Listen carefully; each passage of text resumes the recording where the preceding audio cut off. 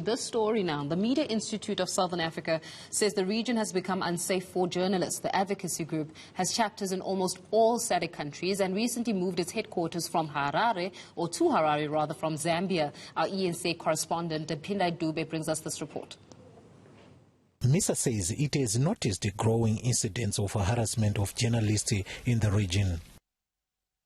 It says the trend is widespread from detentions in Malawi to disappearances in Mozambique. But the institute says it is most concerned about Mozambique and Zimbabwe. What we are in agreement about is that in Southern Africa, journalists are not safe. If you look from the assault of journalists, you realize that Zimbabwe and Mozambique are going neck on neck.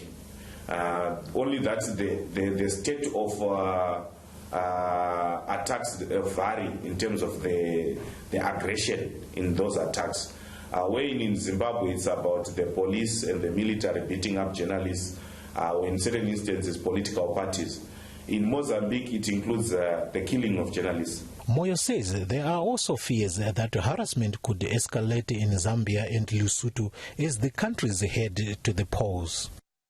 Zambia is going for an election. We are sure that there will be an increase in attacks in Zambia as they go to an election this year. Same with Lesotho, there will be elections. And whenever that happens, the stakes raise, and then you know that there will be an attack on the journalists. So what we have done as MISA is to keep an assessment of this environment. MISA says it will continue calling on SADC to ensure governments allow journalists to do their work free from violence and intimidation. Meanwhile, the New York Times Zimbabwe correspondent Jeff Moyo is still being held in Bulawayo. He was arrested for allegedly helping two reporters illegally enter the country.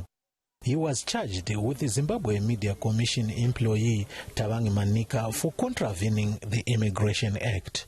Pindai Dube, Harare, Zimbabwe.